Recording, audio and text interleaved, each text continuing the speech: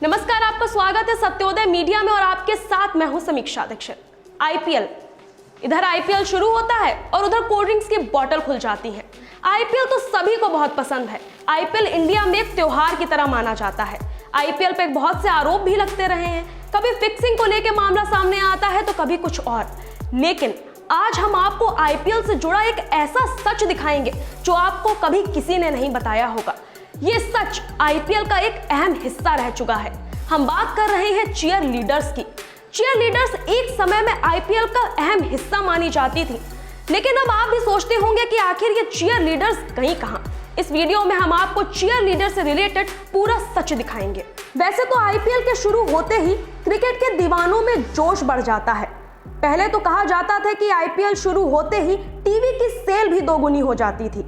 IPL पर तो memes भी बनते देखे ही होंगे आपने कि कैसे बंदा आईपीएल के लिए अपना सब कुछ दांव पर लगा सकता है। लेकिन आईपीएल का एक और सबसे प्रचलित हिस्सा हुआ करता था, चीयर लीडर्स। वैसे तो आईपीएल में चीजों की बढ़ोतरी ही हुई है, लेकिन चीयर लीडर्स कहां गई, इसका जवाब तो आप भी जानना चाहते होंगे। आपको हम बताएंगे कि आखिर चीयर लीडर्स कहां गई। आईपीएल की रौनक मानी जाती थी ये चीयर लीडर्स। हालांकि लोगों के विचार चीयर लीडर्स को लेकर पॉजिटिव भी थे और नेगेटिव भी। अब आप सुनेंगे वो किस्सा जिसने क्रिकेट बोर्ड का सर शर्म से झुका दिया था।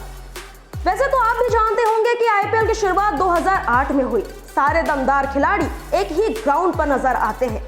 अब सादी दाल किसको ही पसंद है, हर कोई चाहता है थोड़ा सा तड़का। इसलिए फैसला लिया गया कि आईपीएल में तड़का लगाएंगे चीयर लीडर्स। आईपीएल हर साल आता था और लोगों के बीच कई सारे क्वेश्चंस छोड़कर चला जाता था।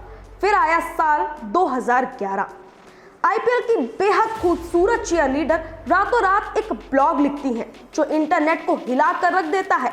इंटरनेट पर सेंसेशन बन जाता है वो चीयर लीडर का ब्लॉग। उस चीयर लीडर का नाम है गैब्रिएला। गैब्रिएला ने आईपीएल के आफ्टर पार्टी के बेहद घिनौने दौर का खुलासा किया था। गैब्रिएला लिखती हैं कि आफ्टर पार्टी में चीयर लीडर को क्रिकेटर्स सिर्फ एक मीट का टुकड़ा समझते थे।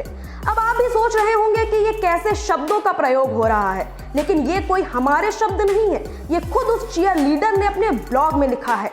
उस ब्लॉग में सबसे बड़ा निशाना गैब्रिएला ने ग्रीम स्मिथ को बनाया था।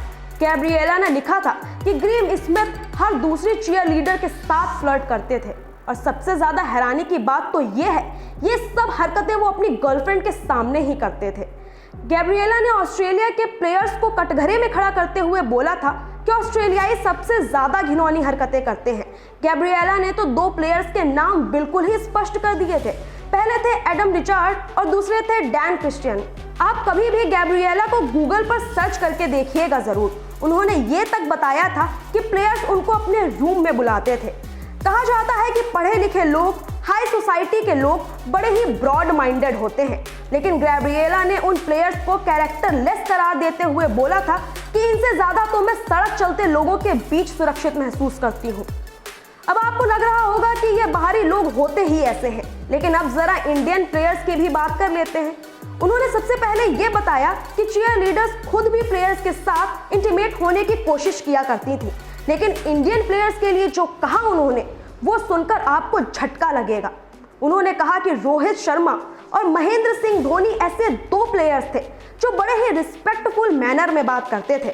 उन्होंने कहा कि इन दो प्लेयर्स के द्वारा ही रिस्पेक्ट हमें मिलती थी और उसी रिस्पेक्ट के सहारे हम अपने आप को उस गंदगी में भी सेफ महसूस करते थे। गैब्रिएला का कहना था कि बाकी प्लेयर्स को इंडियन प्लेयर्स से कुछ सीखना चाहिए। गैब्रिएला के इस ब्लॉग से हमें पता चलता है कि भारतीय संस्कृति को हमारे प्लेयर्स ने किस तरह पूरी दुनिया में दिखाया है और भारतीय संस्कृति को उन्होंने अभी भी जिंदा रखा है। तो आपने देखा ये चीयर लीडर से रिलेटेड पूरा सच। आप हमको कमेंट करके जरूर बताइएगा कि इन हरकतों के बारे में आप क्या सोचते हैं और साथ ही साथ हमको ये भी बताइएगा कि नेक्स्ट किस टॉपिक पे आपको वीडियो चाहिए।